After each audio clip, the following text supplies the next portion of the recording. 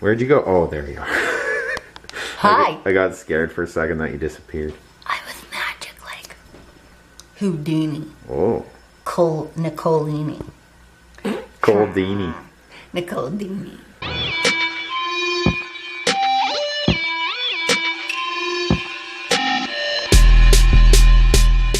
Hi, friends. Hello. Friends, we're doing our top 5 weight loss hacks for you. So let's start with, these are hacks that we learned along the way. We're not scientists.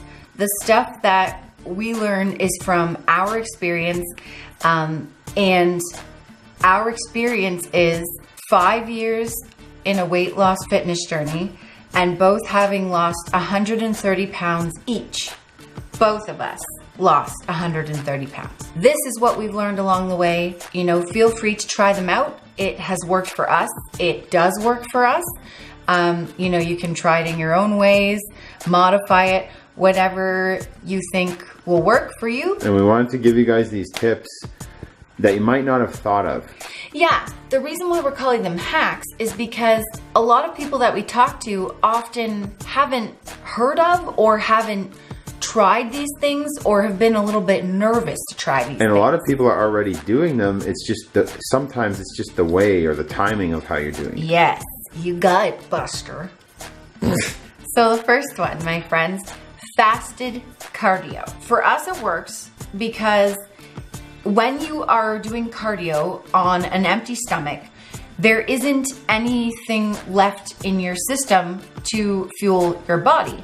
So your body will start fueling essentially with fat. It will start burning your fat. Yeah, you don't have any carbohydrates to burn off. So it uses your fat. Yeah. Your fat stores, I should say.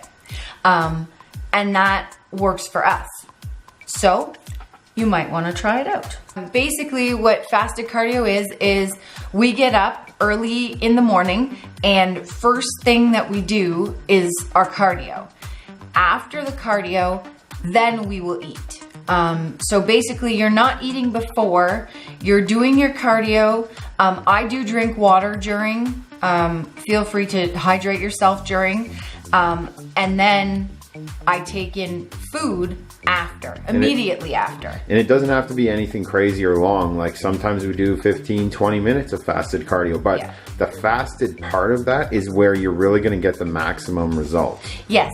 And depending on the day and depending on how intensely I want to train later, I do anywhere from 10 to 30 minutes. You'll have to figure out what works best for you. Second one, don't mix your carbs with your fat. The reason being is your body uses 2 sources for fuel, carbs and fats. Your body will burn through the carbs first and then the fats. So if you mix them, it will take an awful lot to burn through all of that. So unless you're like a marathon runner or someone who cycles for miles and miles a day, your body isn't going to be able to burn through all of that. And that mixing those could be resulting in fat storage. So Kyle and I separate them. We eat our, so in the morning, the first thing that I eat is fats and proteins, and my second meal of the day is carbs and proteins. So they're separated. Number 3. The third one is to include weight training in your exercise regimen. So a lot of women are often scared of weight training because they think it's going to make them bulky, but the more muscle that you have, the more fat and or calories that your body will burn. So what it also does is, Kyle and I had a lot of extra skin because we had a lot of weight to lose. Weight training has helped us minimize the amount of extra skin that we have. You'll still have some, but it will help reduce it a little bit. And also it will help reshape your body because our bodies looked completely different from what we look like now. Through weight training and proper diet, we've been able to reshape our bodies. So weight training is beneficial. And it's a definite like hack into losing weight and looking good. And for girls and women especially, we hear sometimes that they don't want to lift weights, they don't want to be bulky. If you're natural, you're not, and you're a woman, you can't be bulky. It's impossible. You will look toned and lean if you lift weights. Your body doesn't have enough testosterone to look bulky. Yeah. So you'll just look, basically what Kyle said, you'll look toned. Yeah, you'll look shapely, fit and toned. Because we lost a lot of weight and we didn't look like, we didn't have any shape to us. We were just smaller versions, like skinny fat, I guess. Yeah, and now basically, that we're lifting weights, we see our shoulders developing, Nicole's legs are developing, our everything is more, we have more shape. We look, we're more on the edge of looking fit versus just like weight loss people. So don't be afraid to add weights into your training. Exactly. So number 4, that's 8. Number 4, so number 4 is to separate your cardio from your weight training. The reason being is if you do your cardio and your weight training back to back, first of all, you're going to exhaust yourself. And we used to do this and realized that when we did our cardio, if we did our cardio first and then weight trained, we were exhausted and we couldn't train intensely with weights. And if you do it the other way around, and you don't fuel in between, if you do weight training and then immediately go into cardio, what muscle you were working on building is going to be burned by not refueling and doing cardio.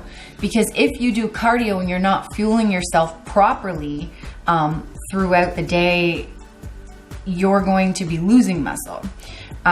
Especially if you weight train and you're trying to build muscle and you don't feed those muscles immediately after you're done your weight training, you're not going to build and you actually will start eating your muscle, and you don't want to have your body eating muscle. No. The other thing is, if you say you did your weights and then you did cardio and you had a post-workout meal to fuel your training, what's going to be fueled is your cardio. So if you did a lot of lower body work in your cardio, if you were running or walking on the treadmill, your post-workout is going to fuel your legs. It's going to go straight to your legs, instead of if you were training arms that day, your legs are going to get most of that meal, not your arms. So you're going to defeat the purpose of building muscle and a post-workout meal to fuel that. So separating them is better. It gives your body time to rest and refuel in between so that you have enough energy to do your weight training or your cardio after. So yes, again, separate your weight training from your cardio. And a lot of people put most of their effort into their cardio, versus what you should be doing is, if you actually want to burn more calories and lose more body fat, the majority of your effort should be put into weight training. Yeah, weight training burns more calories than cardio. Remember what we said about the more muscle you have, the more fat and calories you burn. So that's why I put more intensity into your weight training. Yeah, muscle burns way more fat and way more calories than cardio. What works for Kyle and I, since we do stick to a fairly strict, reasonable calorie diet throughout the week, if we do too much cardio, we do lose muscle. We do feel flatter. Yeah, it eats into your muscle. Yeah, so we keep our cardio sessions short and our weight training sessions intense. Okay, and so now we're going on to number 5, the last one. And the best one. The last and the best, in our opinion. It is to include cheat meals or cheat days, or just treats, depending on how you feel. If you guys are new to watching our channel, we have one cheat day every week. Once a week, we have a cheat day. So 6 days a week we eat strict, and 1 day a week we eat whatever we want without counting or tracking in any way, shape, or form. You don't have to do it that way. You can do it however works for you. But basically what happens is, if you're eating a low calorie diet or you're in a deficit because you're trying to lose weight, or you're cutting your carbs or whatever it is that you're doing, if you're doing it for a long period of time, your body gets used to that and it will start learning how to burn the calories that you are taking in a lot more efficiently, which can lead to you being in a plateau or hitting a plateau. Your metabolic, if you eat the same and train the same constantly, your metabolism will slow your down. metabolic rate slows down, and you don't want that. No. So what you do is by giving yourself a large amount of calories out of the blue, it kind of shocks your body and your metabolism will have to speed up in order to burn all of that. And that cheat meal, cheat day, whatever it is, you have to figure it out for your body. Yes. You don't have to eat what we eat. You don't have to eat junk food. You don't have to eat whatever. You can. A lot of people do a little bit of extra carbs, a bowl of rice, or cereal. And the amount is going to be very, very specific to your body, to your activity output, to your metabolic rate, and what you can handle. Yes. How much muscle you have. There's so many factors. So it does benefit everyone, but the amounts and what you eat, you're going to have to figure that out. It's going to be different, and you're going to have to pick an amount and see how you do the week later. If you've gained, then you ate too much. If you lost weight, then you did it right for that week. Yeah. But it will always be changing. When me and Nicole decide to cut some body fat and lose some weight, we lose at the end of a week with cheat meals. Yes. What we do when we decide to cut is we never cut our treats, our cheat day, because that motivates us more than just mentally. It does fuel our muscles as well, and it rejuvenates us for the next week. Without getting to Bill Nye the Science Guy, it replenishes your glycogen. Yes, and we won't go into details because, again, we aren't scientists. This is just from our very own experience. This is what our bodies respond to. And after the cheat day, the day after, our muscles look fuller and better and just bigger. Yep. Yeah. So, again, this is from our experience, from 5 years of trial and error and, bringing ourselves 130 pounds down and putting on muscles. So that's kind of our reasons behind it. You'll have to figure out what works for you.